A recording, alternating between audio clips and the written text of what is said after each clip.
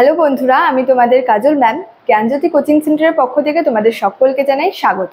তো বন্ধুরা, আজকে আমি তোমাদের সঙ্গে যে টপিকটি নিয়ে আলোচনা করব সেটি হচ্ছে হরপ্পা সভ্যতার পৌর শাসন ব্যবস্থা কেমন ছিল। তো আলোচনায় যাওয়ার আগে তোমাদেরকে একটা ছোট্ট ইনফরমেশন দিতে চাই।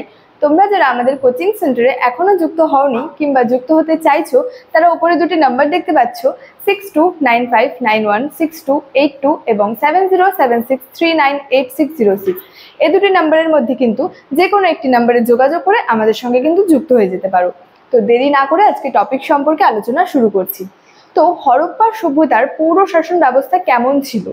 এই যে হরপ্পা সভ্যতার যে নগরগুলি ছিল, এই নগরগুলিতে কি ধরনের যে শাসন ব্যবস্থা প্রচলিত ছিল এই সম্পর্কে কিন্তু কোনো প্রত্যক্ষ প্রমাণ কিন্তু পাওয়া যায়নি। তো এই বিষয়ে ঐতিহাসিকদের মধ্যে কিন্তু মতভেদ রয়েছিল, তারা একমত ছিলেন না।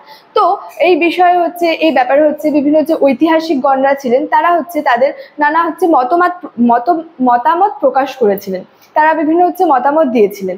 তো এখানের যে এই যে বিরাট এলাকা জুড়ে এখানের যে একই ধরনের রাস্তাঘাট, একই ধরনের যে বাড়ি ঘরগুলি ছিল, এই দেখে ঐতিহাসিকরা মনে করেছেন যে এখানে এক ধরনের যে কেন্দ্রীভূত যে শাসন ব্যবস্থা আর কি প্রচলিত ছিল।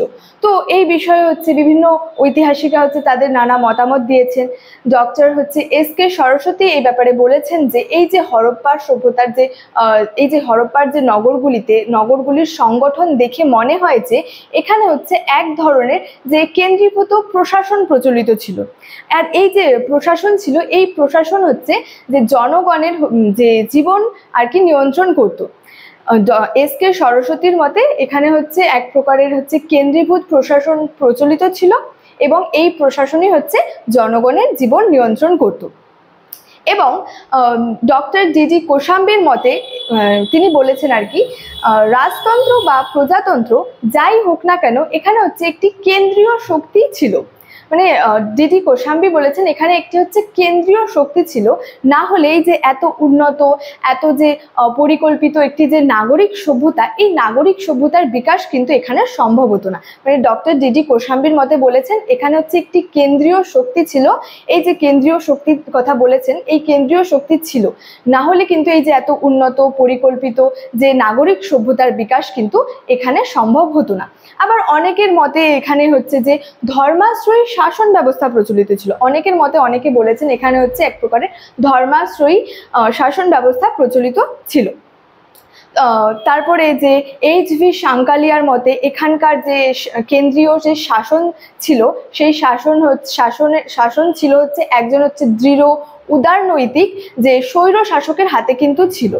এইচ.ভি. যে সাঙ্কালিয়ার মতে এখানকার যে কেন্দ্রীয় শাসন ছিল একজন দৃঢ় উদারনৈতিক যে স্বৈর শাসকের হাতে।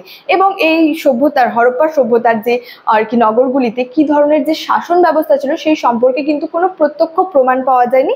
তাই ঐতিহাসিকরা এই বিষয়ে কিন্তু একমত ছিলেন না। তারা কিন্তু তাদের মধ্যে কিন্তু বিভিন্ন মতভেদ কিন্তু রয়েছিল। তো স্টুডেন্ট, এই ছিল আজকে আমার যে হরপ্পার পৌর শাসন ব্যবস্থা কেমন ছিল এই সম্পর্কে আজকের ক্লাসটি। ভিডিওটি তোমাদের কেমন লাগলো অবশ্যই আমাকে কমেন্ট করে জানিও এবং ভিডিওটি ভালো লাগলে বন্ধুদের সঙ্গে শেয়ার করতে ভুলবে না। দেখা হচ্ছে তোমাদের সঙ্গে পরবর্তী ভিডিওতে। Thank you so much. Thanks for watching.